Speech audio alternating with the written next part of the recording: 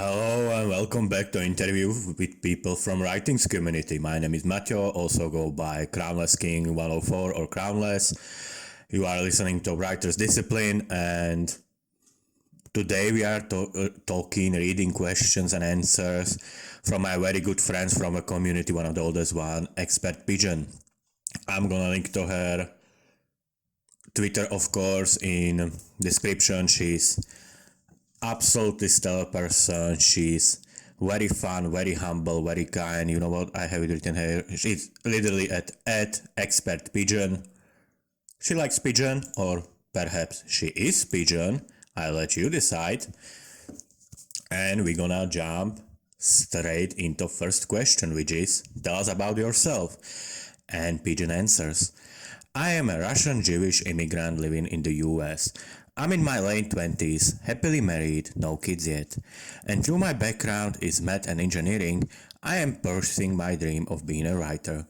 End of answer. Math and engineering, oh my god. Warriors. Pursuing my dream of being a writer. Yeah, there's not really, there are writing courses and courses about creative writing, but yeah, there's not really way, at least not where I live, I think not for a lot of people, to go into college and have writing degree and leave the college and become immediately published. Apparently something like that exists already in Korea, maybe in America, nowhere near here. So it's interesting. And you know what, as nice as it is to be, as nice as a dream of the go to school of writing and became published by the end of it, I feel that maybe not to such extreme as comedians for me. As a writer and not a comedian, I say that stand-up comedy is probably most difficult art form, and I respect it immensely, but I think writers have somewhat similar path, not in the term that we need to go out every night. We should probably write every day, even though that's my recommendation. There's many people recommendations, but everyone has their own system. Some people write only on inspiration, some people write only when they have time. That could be on weekend, it could be whenever they have time and they're not sure when. But looking at math and engineering, I went to library in high school. Now I have been retrained to a new position in my job. And I think many of us writers, similar to many of the comedians, we all have complete different background, which makes us different and unique in our own way. And whenever your education affects your writing or your life experiences or your past, definitely like life experience in the past, and even what we did to our day job, if we love it, if we hate it, if we just look at it as a means to end, what we are before we get published shapes who we are as a writer, whenever we want it or not. Our past, we're not slave to our past, but it affects us definitely whenever we let ourselves to control it or whenever we fight against it. But even then, I say that we can all learn from each other and we can all learn from our different paths. And after all, this is what this podcast is about. Now let's jump to question number 2, which is, when was the earliest you remember being interested in storytelling? My own question, I couldn't read it. And Pigeon answers. As soon as I was old enough to hold children's book in my hands, I wanted to make my own. I was first inspired by illustrations, especially in 3D pop-up books. But once I learned to read, the words became equally important. End of answer. Oh, I remember those. I don't think I ever owned one, but I remember that those pop-up books before smartphones. Hey, I'm 27, I'm talking about the old days. Not like those kids today who are just 5 years younger than me sometimes, but I definitely remember when I was in preschool and I would open pop-up book and something just, popped up and I couldn't wrap my brain around it. Like, it's a book, but picture is standing up. Wow. And I already knew about movies and video games, so I don't know, I feel like holding Papa Book in my hand, just like go there, like pretending I'm buying it for a kid that I don't have, and like, oh, what is this? Papa Book, I might just open it. Oh my god, it's fantastic! Next question is, what is your favorite book and how did it shape your style? And Pigeon answers, it's a cliche, but it's the truth. Harry Potter will always hold a special place in my heart. I was a pretty well behaved child. Even adult told me to do something, I would usually do it, but I couldn't tear myself away from Harry Potter book. Even if it was time to do homework, eat or go to sleep, those stories were so powerful they made me want to misbehave. Oh, as far as influencing my own style, I think I learned a lot from J.K. Rowling's brand of humor. There's hilarity in absolute, and comic relief can easily be created by having some kind of fruitless struggle between minor characters happen in the background. But I will note that while it's important to learn from the pros, there's sense in imitating them. There's no sense in imitating them. There's a famous quote, you have to be yourself because everyone else is already taken. I will never try to sound like J.K. Rowling, no matter how much I admire her. End of answer. Absolutely, I think you hit the hammer. You hit you hit nail on the head there. Absolutely agree with you, Pigeon. Harry Potter also, I didn't personally decided to become writer after reading J.K. Rowling, but she's definitely part of it because I'm a dyslexic and dysgraphic. I have learning disability. I have difficulty to read and write, which is just perfect path for writer. And I remember, my Harry Potter book, I was hearing about it, but back then I wasn't really into books that much as a kid. But my psychologist, my therapist told me that I need to read books because of my dyslexia, and I hated this part. I had to read one page aloud, which I absolutely despised. But I got Harry Potter on Christmas, and I remember I unpacked Harry Potter 2 from Christmas tree. By the way, in Slovakia, we open presents and evening 24, just saying. And I was like, oh my god, Harry Potter, that's what everyone is talking about. But then I go, oh no, there's number 2. I won't understand what's going on. Because it was Chamber of Secrets, it was sequel. And my mom was like, well, maybe baby Jesus brought you another one. I don't know, keep looking. And my dad is, I just look around and I keep opening presents. And my dad had to be like, maybe baby Jesus brought you present that was exactly shaped like that one book. Maybe look for something like that. And I look around, and eventually my brother had to take it and hand it to my hands and open it. And it was Harry Potter. And that's what happened was I got Harry Potter 1 and Harry Potter 2 on Christmas. I love them both. Actually, unlike most, I really love Chamber of Secrets. It's probably one of my favorite ones as far as books are concerned. It's tie between 2 and 4. As far as movie are concerned, I liked 5 most.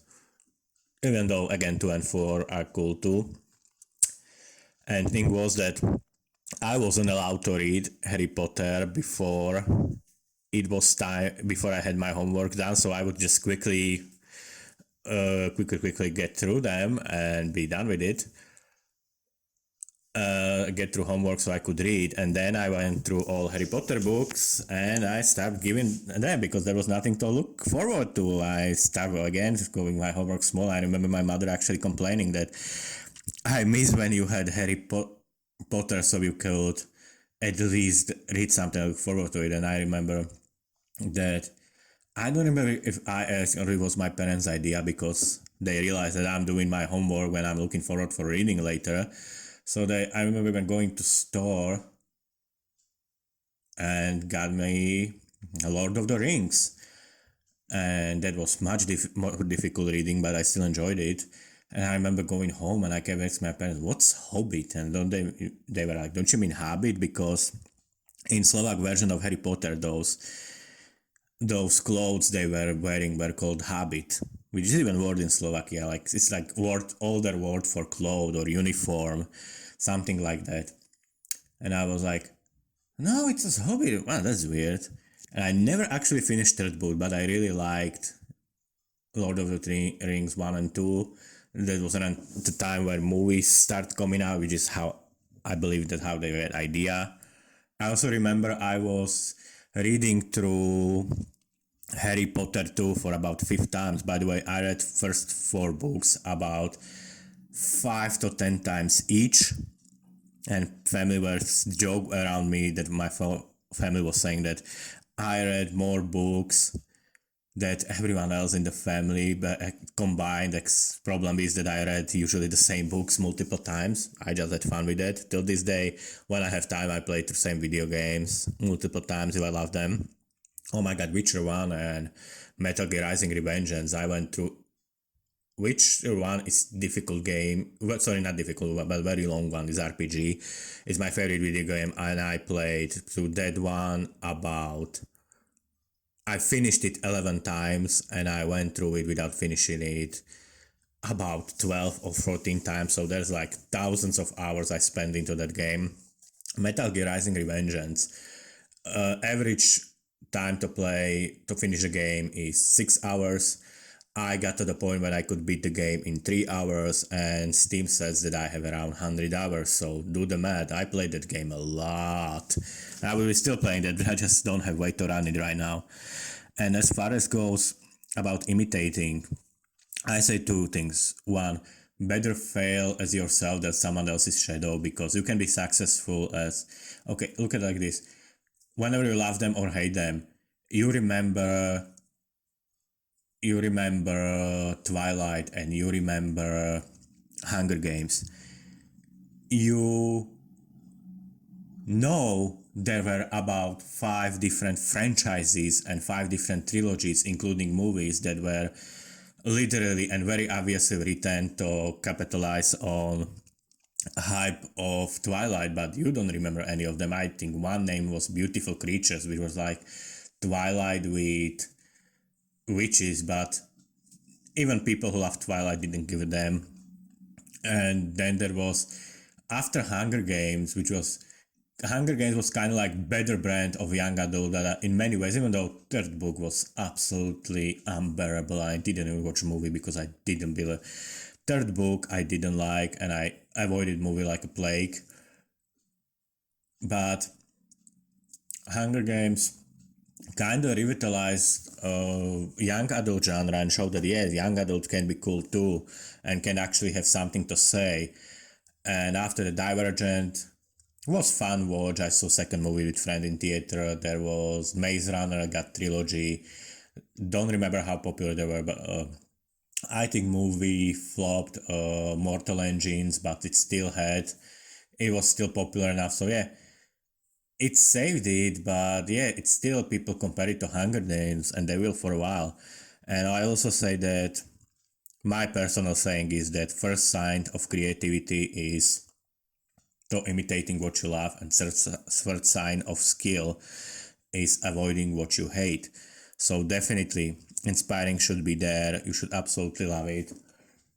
And idea, if you ever, no, everyone's like, oh yeah, I would do it like this when they watch a movie or when they watch video games. I would write it like this. I would write it like this. Well, do it. And I'm not saying that in a way, oh, you put your money when your mouth is. No, I'm saying if you have those thoughts, if you imagine what would you do, how would you make it different?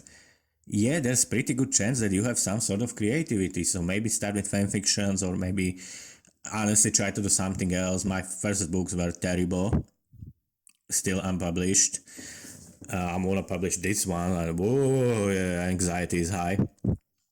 But definitely do it. And don't you say you have to be yourself because everyone else is already taken. That is really clever. That is really deep. And this is what inspiring is. It's not about rip-off. It's not about taking specific scene and characters. It's about analyzing what types of feelings you have reading it and what it gives you. Such as you for Harry Potter, you like humor. You said that you like humor. You didn't say that you like Ron's jokes. You, even though you know what I mean. As a writer, you said that you admire how silliness is happening in the background. You didn't say that you want to create that shopping district that they have in Harry Potter. It's about analyzing your emotions. Why do I like this? Why do I don't like something else? And learning from that. Basically, looking up to others and others' writing style is fixing yourself and shaping yourself so you can understand what to do and go forward. So that is very clever. Next question. Favorite genre? And Pigeon answers, fantasy. I've always had my head in clouds, dreaming about magic. End of answer. And well, I don't even know what to add here. Absolutely. I still have my head in clouds. When I'm depressed and I'm scared, I look at my goal and when I want to give up writing, it's not very healthy, it's not very optimistic way of looking at it. It's like, but I have to tell myself I don't have another path. I cannot imagine doing anything else than being a writer, because I can go to work and I can do simple tasks, but yeah, daydreaming and writing about it and fixing it and editing it, that's only thing that I go for. Most hating genre, she says. I wouldn't say I hate it, but I'm not very interested in westerns. Pigeon says, and again, I cannot really disagree here. I saw couple good westerns. There was one that I never actually saw ending to, but it was like Last Train to Something, and it was about sheriff whose wife was murdered, so he tracked killer, and he find out that killer who raped and murdered his wife was son of his former friends, who was mayor of the town. And in fact, that was set up that he came to this town, he saw the tracks, he know that killer is somewhere in the town, and he went to mayor knowing it's his old friend, asking for help. And he was like, oh, of course, dude, I will do anything to avenge you, to help you avenge your wife. And he was like, okay, all I know that when my son told me that when my wife fought back, she took a whip and she managed to give one of them a scar on the face. And friend's like, okay, I look into that. You go to hotel and rest. And at this point, I was completely like, it was great, perfectly acted. I was like, yeah, obviously. So this is gonna be like two buddies helping each other, one buddy helping other one with revenge, and then in next scene, guy with scarf shows up, and you find out it's mayor's son. And by the way, I don't like western. I'm saying this is like one of the few ones I liked, but I really, this was really the way, the idea of which really shapes me in future, that villain, way I write is that villain is hero of his story, and this way if you find out that he's a scumbag, he's violent, but he loves his son and don't want to be hanged. So this whole messed up situation. Also, I saw once documentary about westerns when they showed there are two generations. One that was like stereotypical cowboy what we met now, and one was more like clean westerns when they were wearing suit and pocket watches. That later westerns, that's the type that this one was, and that's what I liked. And also I forgot in previous answers is that I, after Lord of the Rings, I read couple of more stuff, and it wasn't until Russian series Night Watch, because again movie was starting, I saw trailer look good, I missed movie in theater, so at least I bought the book. It was Sergei Vasilievich Lukashenko's Night Watch, or Noshny Dozor, and you said you're Jewish Russian, so maybe you know about this guy, or maybe you want to check it out. I don't think he's Russian, he just grew up in Russian Federation, which is kind of a big country, I understand. But Lukyanenko, I remember a specific scene when main character takes a bad guy and he describes how bad guy falls into specific place in Moscow, and I was like, would it be cool to read something from Slovakia where people would recognize it, and that was my first writing attempt. It was first and last. No, that was like only twice I tried to set my stories in the real world, then I move away from it. But yeah, thanks to Night Watch and thanks to specific scene from first book, I decided I want to be writer. So kind of a big deal for me. Which brings us slowly to next question. Westerns, we did that.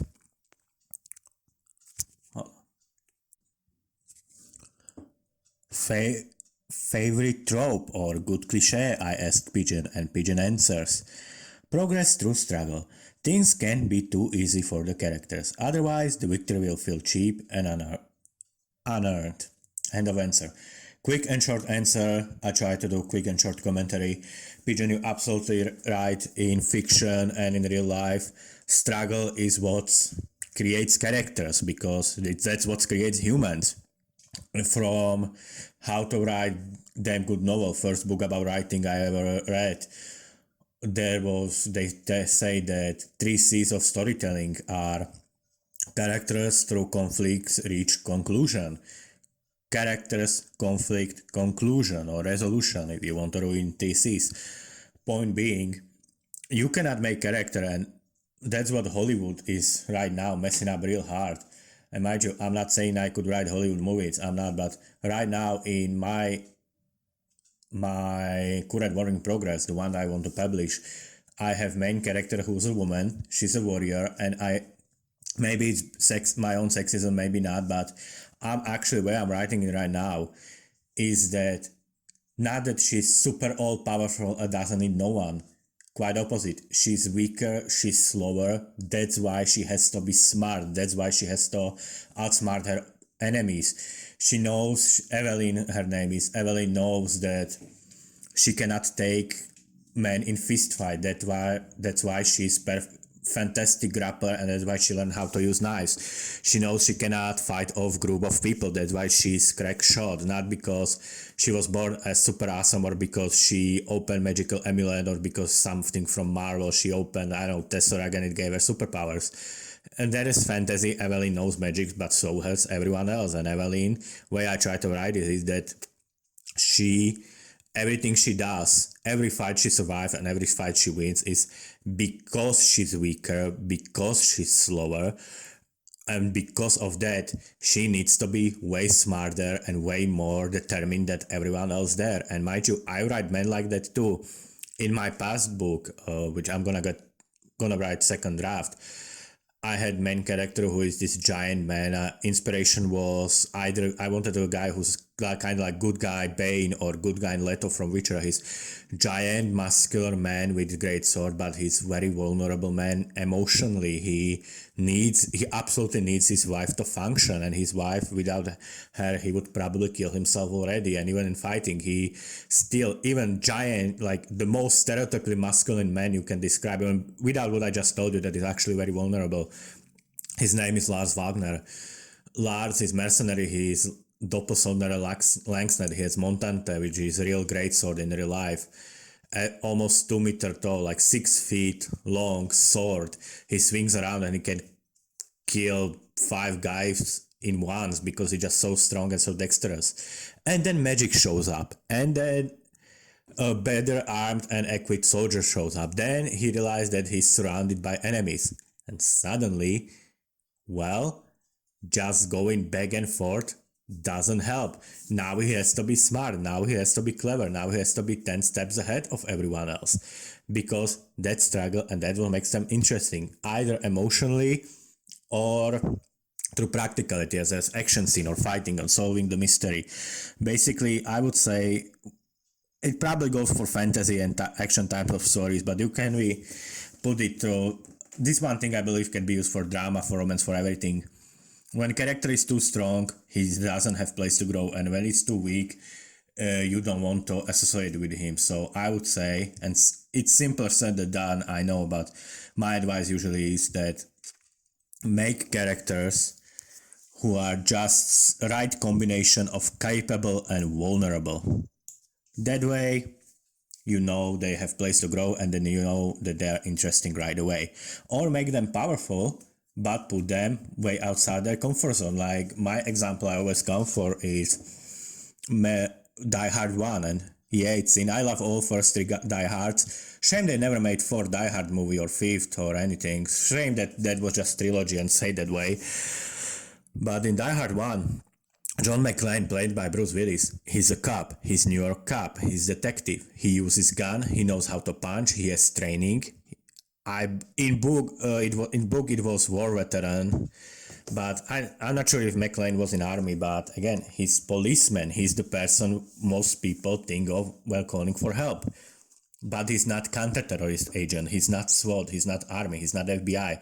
So in Die Hard 1, and he's stuck in Nakatomi Plaza, he is capable enough. I don't have problem to believe if John McClane in Die Hard 1 was like office clerk or something, I would have trouble to believe that he can do anything. But since we know that he's cop, he probably killed people in before in self-defense, or at least he knows how to do it, or maybe shot someone in the arm to stop them.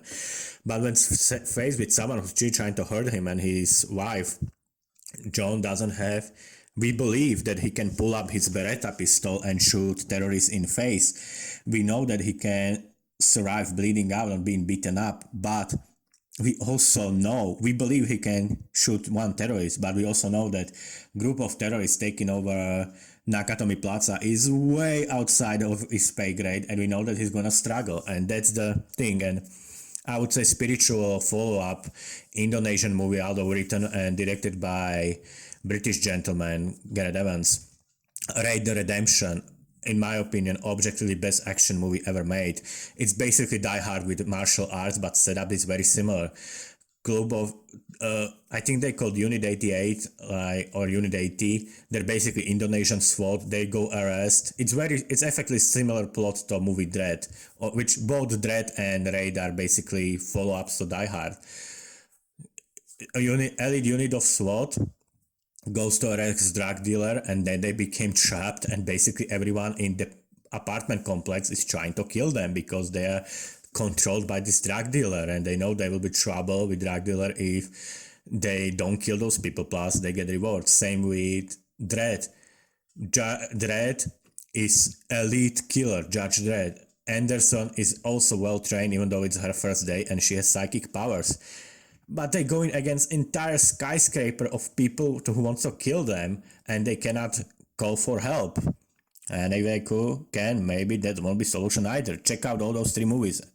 Even if you even if you're writing romance or fantasy or anything, check out Die Hard, Raid, and Dread, and see how characters can be capable yet still outside their comfort zone.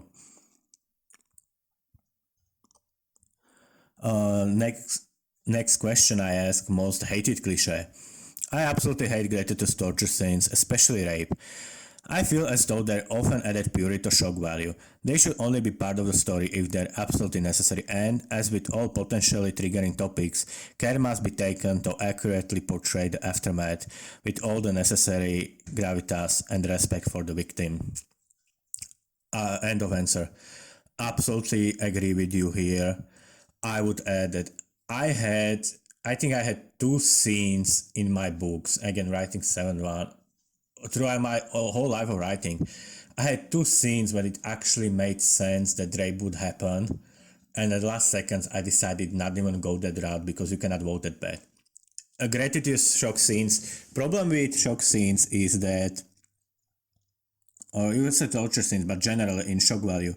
Problem with shock value is that shock value in drama, people say, shock drama, shock scene or shock value, pure shock value in drama, or much like jump scare in horror, are basically pie in the face.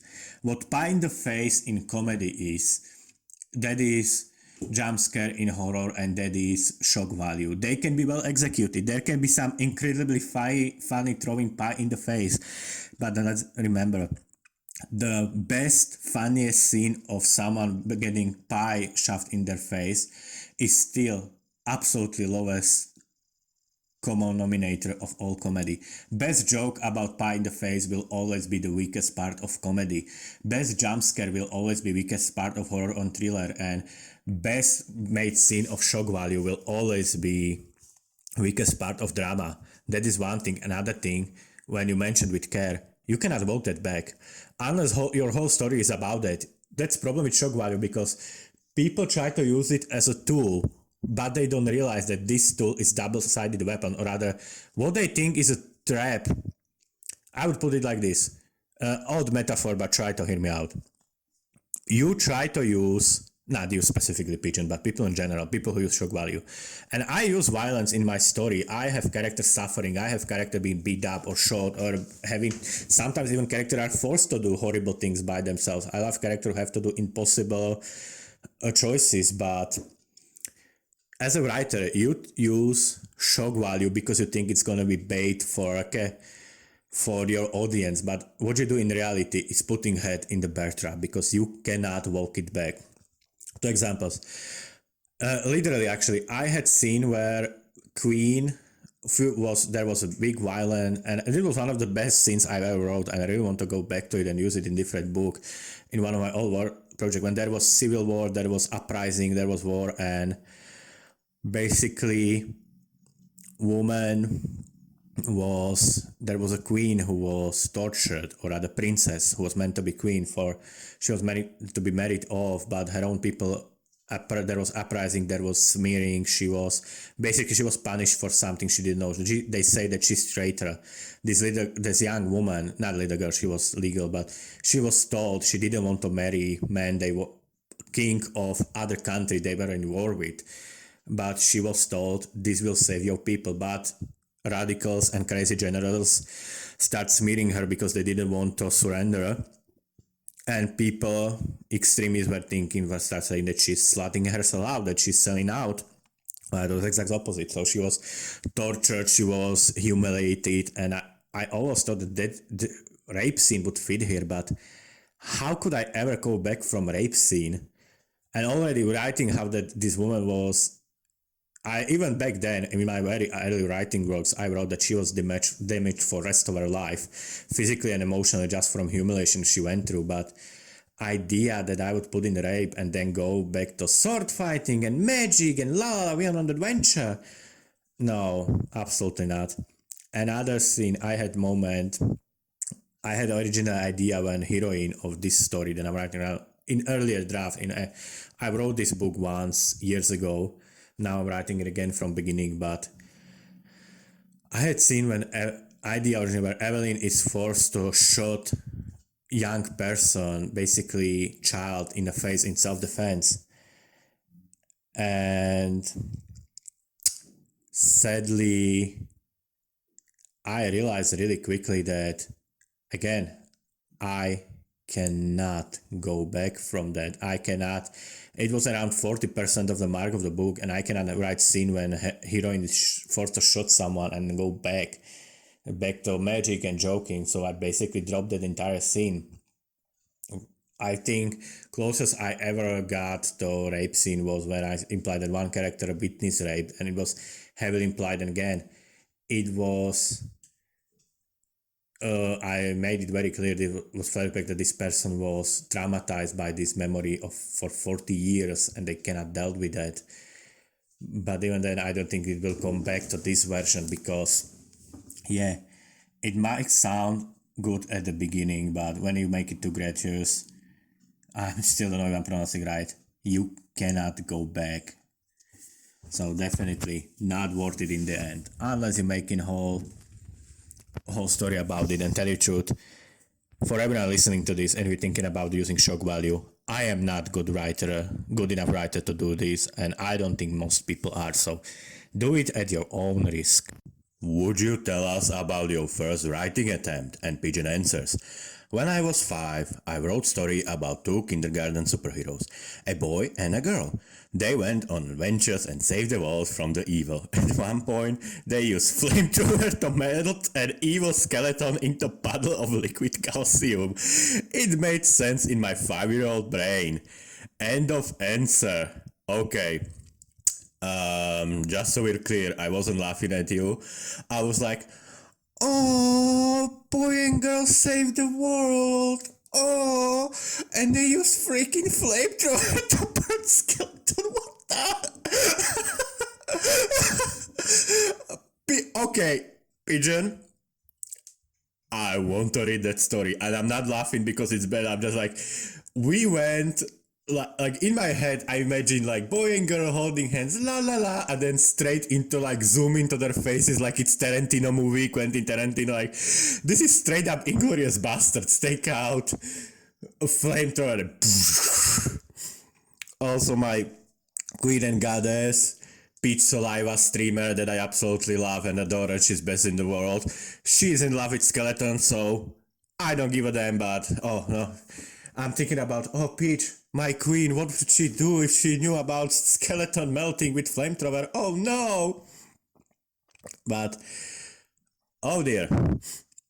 And puddle of liquid calcium. I don't know if there is liquid calcium. And I always thought skeletons are cool. and don't know if they're that scary, but I remember because I'm from Slovakia, and where I grew up with things that were just showing up in the time. So I did grow up in 19th thing. I did grow up with early 2000s things, but I also did grow up with things that were illegal just 3 years before I was born. So, like for me, my childhood is when you ask me about childhood and things that I see Pokemon, I see Command and Conquer, I see Crash Bandicoot, I see Power Rangers, I see Mesh, which was new when I was growing up, just like Simpson, just like South Park. Mesh, show that ended like 20 years before I was born, or more like 30, sorry. And I grew up with old war movies, Bridge Too Far, which I really want to watch again, Dirty Dozen, things like that, old Bond movies also. My favorite was, sorry, how is this in English? License to Kill, and with great song, License to Kill, anyone who tears apart. Well, I shouldn't sing, sorry. But I remember things that freaked me out about skeletons and traumatized me to avoid them. How it's again in English?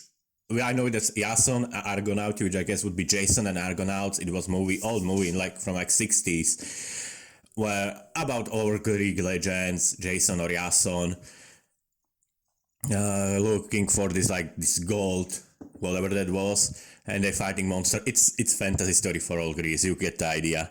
And at some point they fight skeletons, and there's this great choreographed story which stop animation for all other reasons always freak me out. Like there's if you modern cartoon, and one of the best things I ever saw, one of my favorite is Gravity Falls, and there's entire episode as one of the main characters, a girl named Mabel, has like genuine panic attacks when she sees stop animation and screams like it's psycho, and I'm like one level below that. It always scares me. So I'm a kid, there are skeletons, there's stop motion animation, and main character, this buff, cool American actor, his sword fighting skeleton, and he finally gets in and steps through skeleton, and sword goes just right through, and skeleton laughs. And I was traumatized for the rest of my life, and I wish I read this story back then, so your two kids from story could show up with flamethrower as safe Greek adventurers and turn skeletons into liquid calcium. I'm sorry that this is a genuinely cool idea. I swear to God. Okay. Next question. Would you tell us about your current VIP? This is I always want to know, because you teased a lot, but I never got full picture. And Pigeon answers. I'm currently working on a middle grade high fantasy novel called The Legend of Agori, or Agori, sorry, I don't know how to pronounce it. It's a Agori. It's about 13-year-old boy named Gorgin who's scared of everything and is being hunted for his supposed power. Only trouble is, Gorgin doesn't have any power. In fact, he's pretty sure he's the only non-magical creature in the entire world. Thankfully, a sassy Srap, two mischievous kids, and kind gardener help him out. Together they learn to believe in themselves in spite of many harmful stereotypes that exist to push them down. Gorgin learns to be brave and stand up for what's right. The Legend of Agori is 57,000 words long, and after several rounds of beta reading and months of revisions, it's finally at query stage. I'm pitching it as Mira Bartok's The Wandering meets middle grade versions of Victoria Aveyard's Red Queen. Fingers crossed. That sounds really cool, and I hope it works. End of answer. Short and sweet, and it seems like it gives you a good message about fighting stereotypes without going into politics, which is very rare today, and it was always important. Next question. Do you learn from previous works or drafts? If so, what have you learned? And Pigeon answers. I learn from every draft I write. Something I learned this past year is how to kill my darlings. In other words, how to ruthlessly get rid of superfluous scenes, no matter how much effort I put to them or how much I love them. They're not moving the story forward, they have to go. It's hard to push the delete button.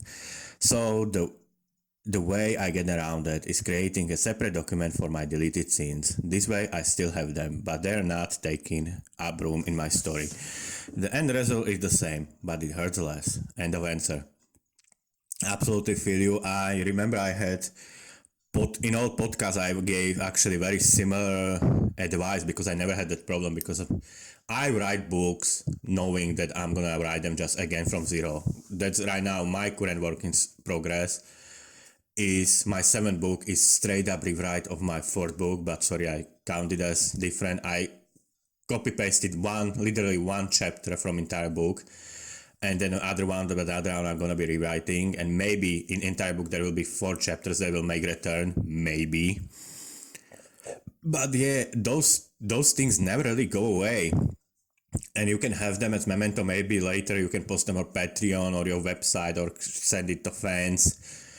And more importantly, you need to have your head in the end game. You have to focus on what's important, and that's finishing your story and make it great. And it's tough and it's brutal, but if your darlings are standing in your way, your darlings has to go. Next question. Can you share specific scene or element of your story that you are proud of? And Pigeon answers, I'm really proud of the atmosphere I created. This was the hardest thing to nail down. I tried to get into the head of scared little kid discovering world of magic and going on adventure. End of answer. Really good atmosphere. That's because for me, characters and pacing are above everything else. So I put a lot into them and put a lot into what's going on and make sure that every scene is direct result of whatever came before. But atmosphere, that was I always love atmosphere in book, and I was told I can create it, but yeah, atmospheric best writing, that's just magic to me. I cannot wait to read your story, Pigeon. Now, my favorite, question 12. You agreed to a blind date and it turns out it's MC from your story.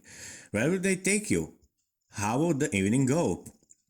And Pigeon answers, well, my MC is 13-year-old kid, so let's call this platonic meetup or I play that instead, lol. Yeah, no kidding. I'd be thrilled if Gorgin brought me along to explore the Magic Palace. I'd be thrilled if Gorbin brought me along to explore the Magic Palace. I'd love to meet the sassy shrubs and ticklish trees in the royal greenhouse, or else look at the mirror space of time. This would be the best playdate ever. End of answer. Oh my god, you nailed it. That is really, really interesting. And yeah, Gorgin is nice kid, yeah, because I always say that I want to make characters, and when someone asks me, I recommend make characters that not too strong. When characters are too strong, you don't need to root for them and then don't have place to grow. And when characters are too weak, you don't have to you don't want to associate with them. But where you described Gorgin before, it seems like you described him as cowardly kid, but he clearly is active and is clearly trying to survive and get through danger. So, I mean, I could be wrong, but the way you describe Gorgin, it seems to me that Gorgin is very scared, but also pushes through. Which right now, in this moment, big events that's gonna happen next week, and especially now writing, that really speaks to me, and I'm sure it's gonna speak to a lot of people. And tell you what, I want to protect Gorgin, and I want to know that the kid is okay because it looks like a fine kid. So yes, I guess you're making a really good job. And I was about shrubs. That sounds really cool. Hold on. Meet sassy shrubs. Okay, sassy, that's good. And ticklish trees. I cannot wait to find out more about that. What character or characters by other authors would you spend your birthday with? Describe how would it go? And Pigeon answers, I'd spend my birthday with Elizabeth Bennet from Jane Austen's Pride and Prejudice. Her ability to think critically and find humor in every situation is delightful. She knows how to laugh at others with kindness, and she knows how to laugh at herself without being too self-deprecating. End of answer. Tell you the truth, I was looking forward for Pride and Prejudice, and this didn't spoke to me. I didn't really like it, but I can see sense in your answer because I am hardcore introvert. I would bet a lot of writers are, and my birthday is usually just going either they're sitting out with grandmother, my father, and my stepmom, and just eating some snacks, some cake, and just talking and hanging out, or is it, that always happens, and also like meeting with friends in the for coffee or to go to restaurants and walk, even things like go to movies and walk around the mall. My birthday celebrations, are very calm, very sweet, and very kind. So I can see myself sitting down with Elizabeth and just sipping tea or coffee, talking, and then calmly go home.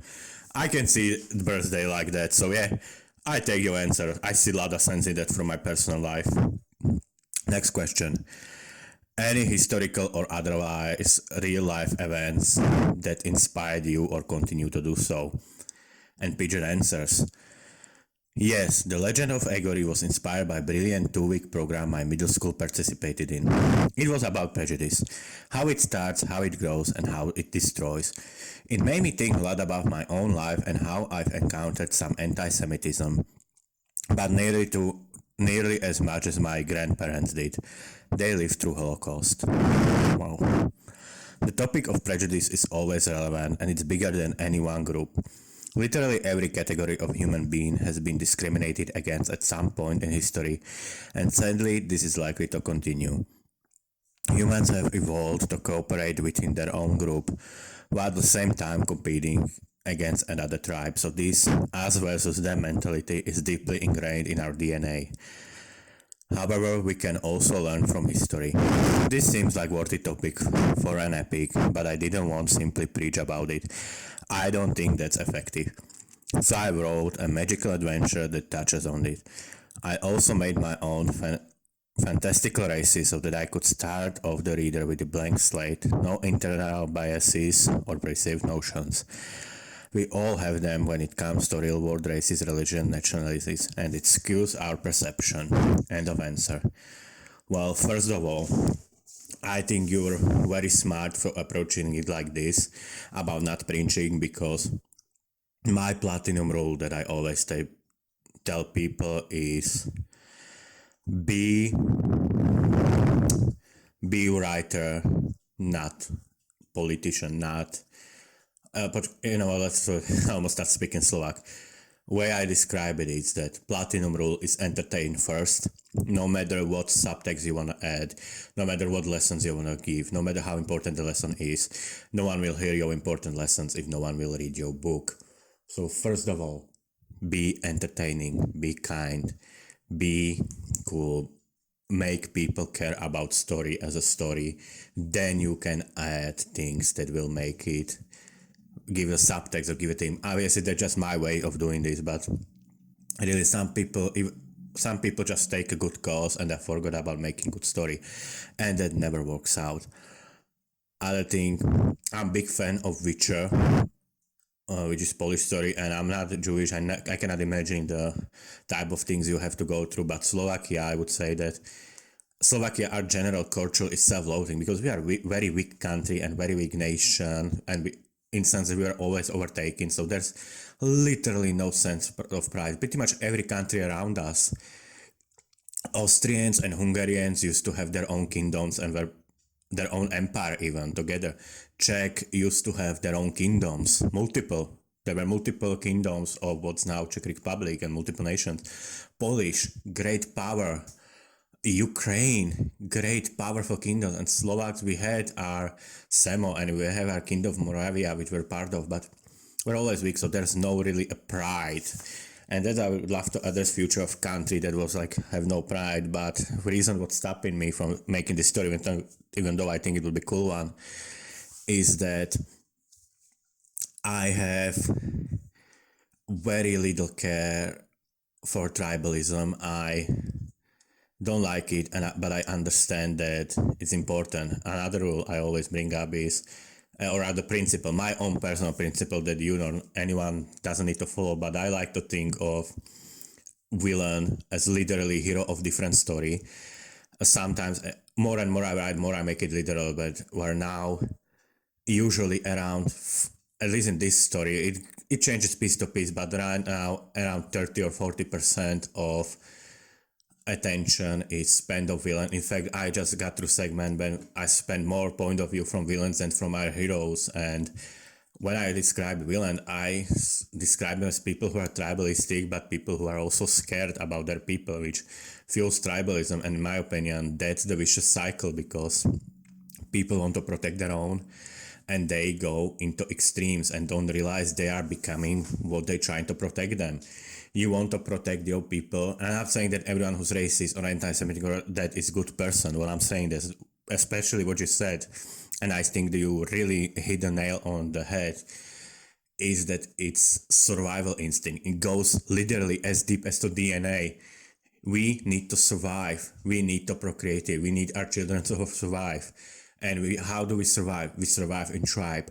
How does a tribe survive? Therefore us, therefore our children, our future. Tribes survive by competing with other tribes, and it could be Jews, it could be Muslims, it could be bluehead, it could be whitehead, it could be how you peel your onions, and people always find a way to compete. And I'm not preaching, I'm not into that, I'm not complaining, I'm not waving my fist. Will somebody think of children? Well, I'm saying that it's a safe state of humanity, and but very interesting thing for writing, good topic, that yeah, we are fighting to survive, and we need tribes to survive, yet tribes are also what put us in most danger. So it's like this endless cycle, and very important and very interesting topic to write about.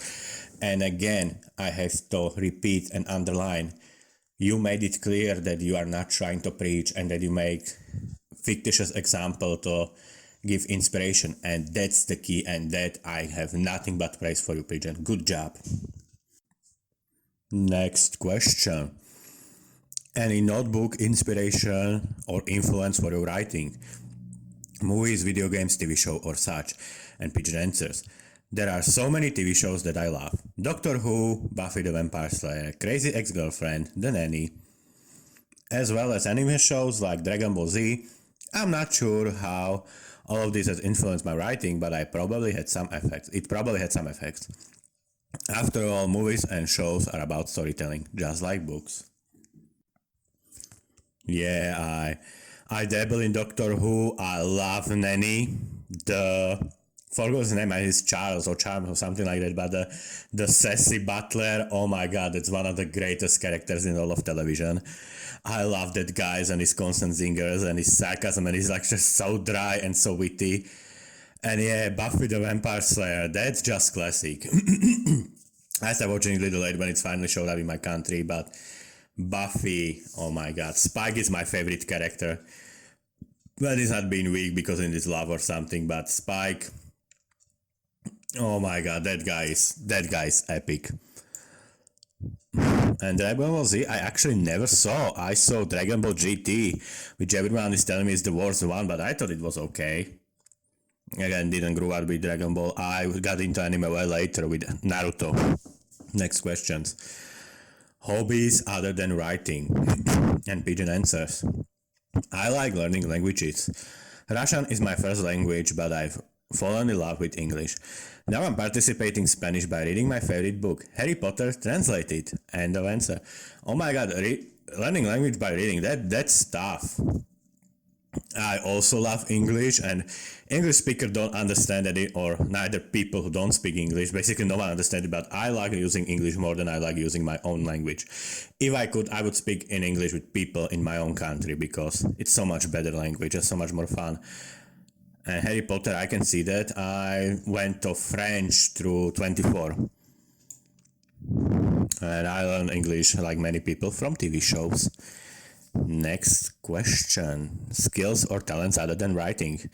I've always been artistic, and while I've never done anything with this skill other than make homemade birthday cards for all my family and friends, I do enjoy occasionally sketching out my main characters. End of answer.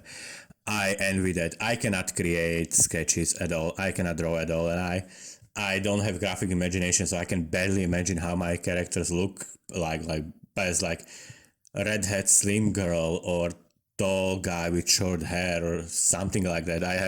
I'm very bad at physical description because I just cannot imagine it. And homemade birthday cards, I think if I ever got that, I would melt. I cannot imagine how wonderful it had to be for your close ones. Next question, which is always very important, we all deal with, and it's always good to hear different advice from different people, which is, and question I ask is, how do you deal with writing fears and doubts? And Pigeon answers, I deal with it the same way I deal with all mental health issues. Unfortunately, I've struggled with anxiety, depression, and panic disorder, and I manage this condition with therapy and medicine. As for fear and doubt specifically, they can turn into self-fulfilling prophecies. People don't believe in themselves often. People who don't believe in themselves often engage in subconscious self-sabotage. The cope with this, my therapist taught me that thoughts should be judged according to two criteria. Is the thought true? That's one. And two, is it helpful? For example, it's true that all of us will eventually die. However, it's unhelpful to dwell on it. Likewise, it's true that I have certain natural limitations and obstacles. For example, English isn't my first language. The industry is very competitive, etc., etc. However, these thoughts do not help me reach my goal, so I don't focus on them as much as I used to. Controlling your thoughts is a very difficult skill to learn, but it gets easier with practice. End of answer. Oh my god, thank you, because I've always considered myself mentally very weak person, and I didn't like myself for that. I still don't. But I was just recently talking with friends, and I made new friends after like 15 years, not counting one person, which I love that person, absolutely. But I've made new friends few weeks ago after about 15 years. So most of them with much bigger responsibilities at issue than I can imagine. But I was talking to some of them, and one recommended that I should definitely go see psychologists just to be sure. And this is a person who dealt with depression their whole life.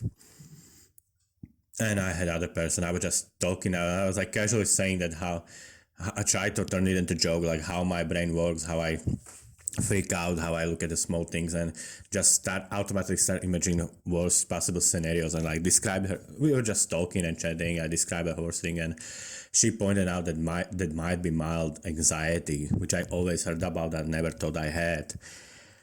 And this, I'm glad that I'm definitely in the future. I want to see the psychologist and just to be sure.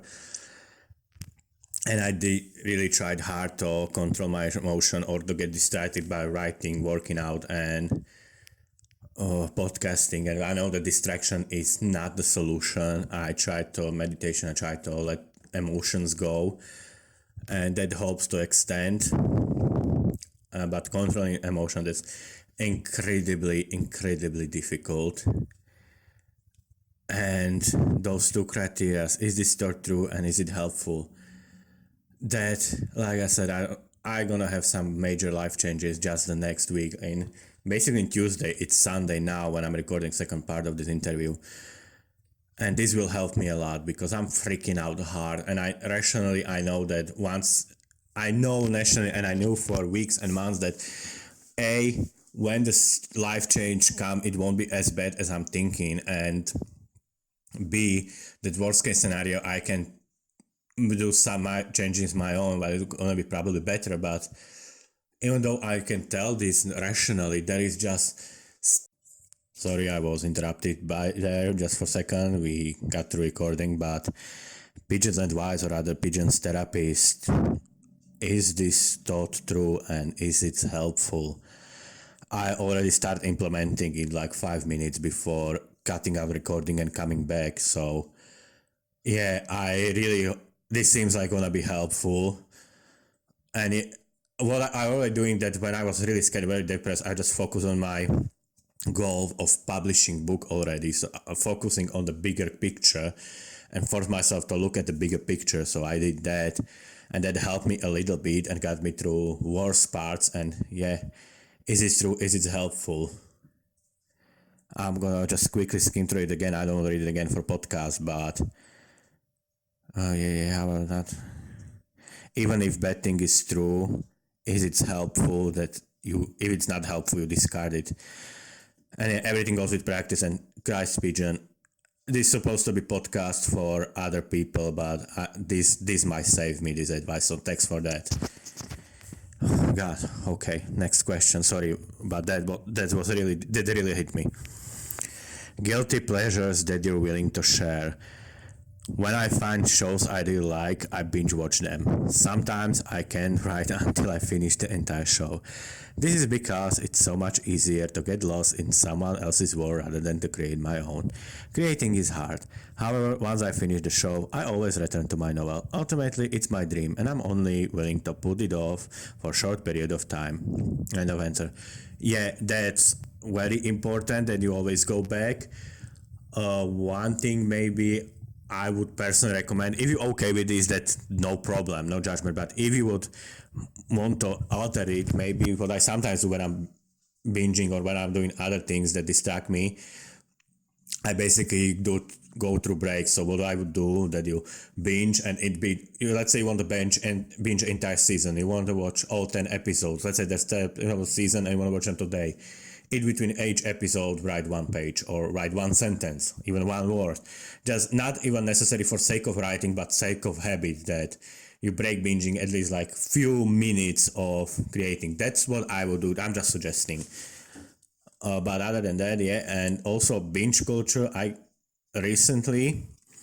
write very, very long books, but I recently, like in my past book, and I'm implementing it in this one, and I have a lot of success with that.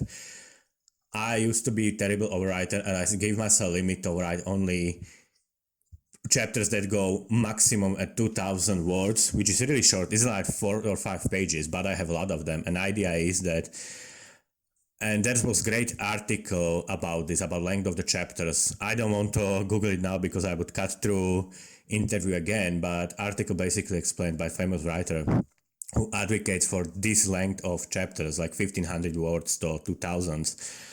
Hey, it's sometimes called the chapter of length of your chapter is much more important than you think.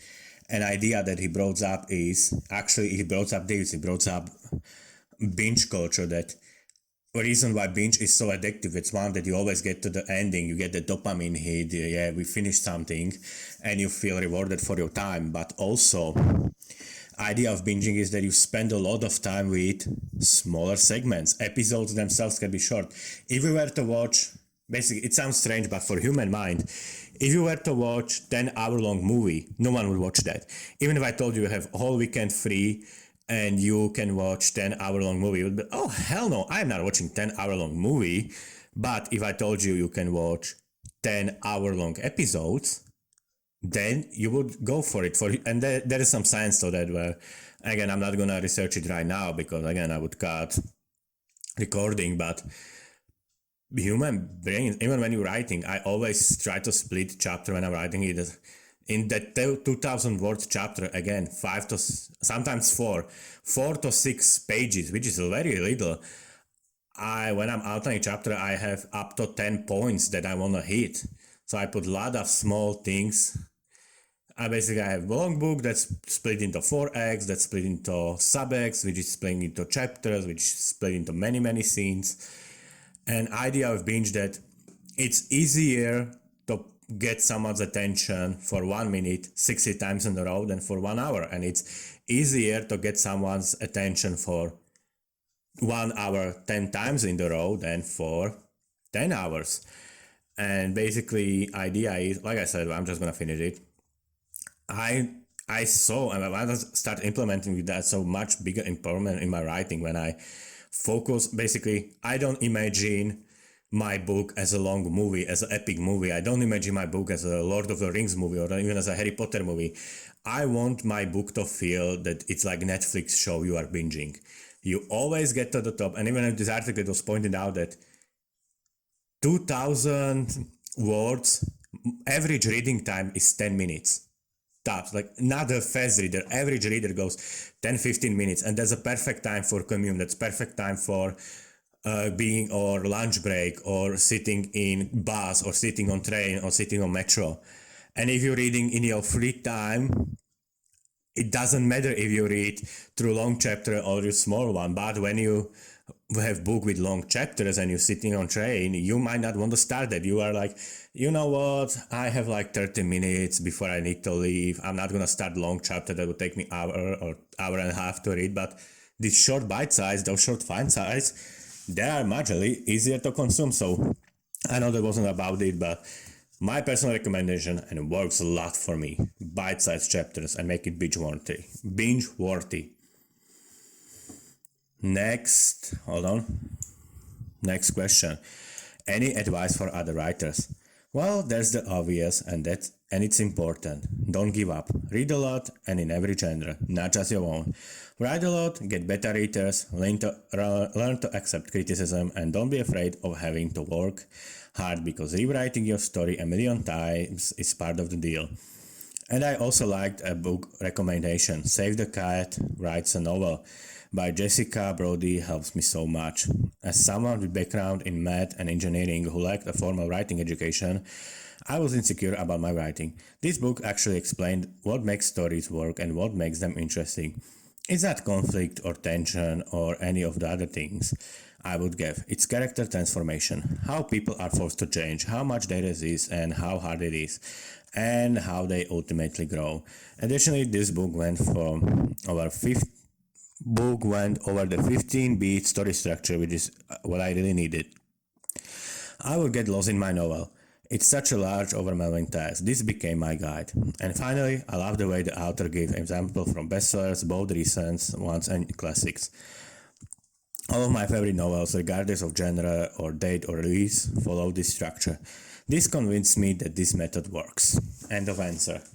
That sounds like a good recommendation. I read original Save the Cat. I didn't read Save the Cat Writes a Novel, which is by a different author. But I like those information. I don't like recommendation who gives you one strict recommendation. Like, I have insane respect of Stephen King, but Stephen King he's like fanatically hateful against outlining and planning your story. And I'm sorry, again, King, nothing but respect, but you're full of crap when you think that outlining your story is dangerous. There's a lot. When there's a discussion of pantsing versus outlining, there's mention for both. I'm originally pantser. I love pantsing. It got me through worst parts of my life, but my stories are simply better when I plan them. And I don't necessarily believe 15-bit structure. I'm not sure. First time I'm hearing it, way I'm doing it.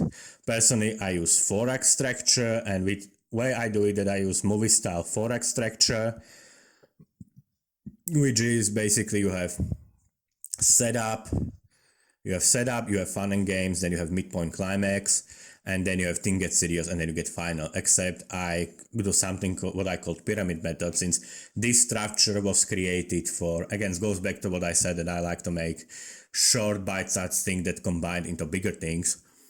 Those 4-act structure was created for 19-minute long movies, not 100 to 200,000 words long book, because I write fairly long books.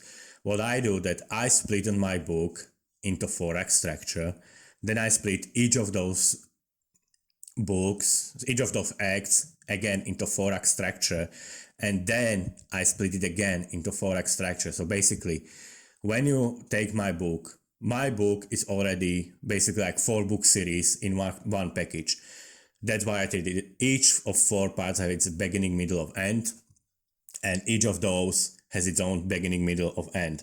And it sounds very complicated when I'm outlining it, but honestly, it helps me see through story. It helps me figure out where are blank spaces, where I need to go faster, where I need to go slower, and it improved my writing speed and improved my style, because there's always like a melody. And that's what I love about people always say that, no, I don't. Hey, our friend Kyla, she's hardcore pantser, superstar, Twitter's big sister, first person in this podcast. I love Kyla. I love her writing. She's great. And again, I started as pantser, but I'm just starting to get really angry and really offended when people keep using the same outlining is stealing your creativity. No, it's not. Learning how to play an instrument doesn't make you worse musician. There are great pantsers, there are great I would always recommend to do both, at least try to do both. Like I said, I'm transitioning, and for me, I'm looking at, first of all, what I always say to people who think that outline will still their creativity. You don't have to hold it religiously. You just don't. It's just the roadmap. You can make detour and come back or change it on the fly. I did that bit in the past. I did that now. But also, I look at the good structure as a melody. I know when it needs to get serious. I need when to get so a bit lighter. I know when I need to go full throttle. I know when I need to add tension. I know when I need to go slower or stronger or weaker or nicer or more romantic or more tough, because there's a melody. This needs to be serious. This needs to be fun. This needs to have conclusion. And again, because I'm doing those small, I feel that when I'm writing in a way like I described, so basically it's like multiple smaller books wrapped together, I feel like there's resolution and satisfaction of sort of a reward for reader. But I'm definitely gonna check out 15-bit story structure because it sounds interesting. And also I should start asking, because personally I always kind of did it. I don't remember when I started doing it. I think it was my fourth book, and which is also when I noticed my writing different is I write chapters in such a small thing that I never mentioned it, but now when I see other people having some problems, I realize this could be solution. So I just mentioned it here. It's small detail, but what helps me a lot is that I don't write in one word, as in one open file. I don't have book in one file until the very end. I have folders for acts, and then I have filed at chapter 1, I have filed at chapter 2, I have filed at chapter 3. And that way I can I can see them better. I mark them with name, I mark them with at least working title, I mark them with how many words there are. And then I can go also back and reread them and correct them as a smaller chunks. And that personally helps me a lot. And it also brings us to final question, which is what stories or other projects can we expect from you in the future? And Pigeon answers, I'll continue to work on the Legend of Agory because I want to turn it into a series. However, I have lots of other ideas, genres, and I want to explore. Do it for Agory, Pigeon, by the way, end of answer. Do it for Agory, I do it for Kid, forgot his name. Gregory? Yeah, something like that. I still cannot. I need to read about ticklish trees because that part hit me, and sassy creatures. Honestly, your story sounds really cool.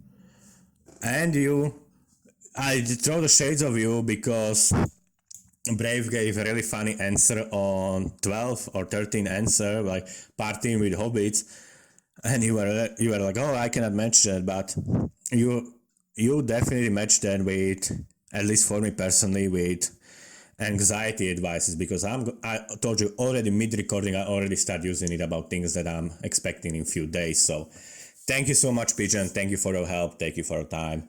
And for you and everyone else listening, thank you for listening and stay awesome.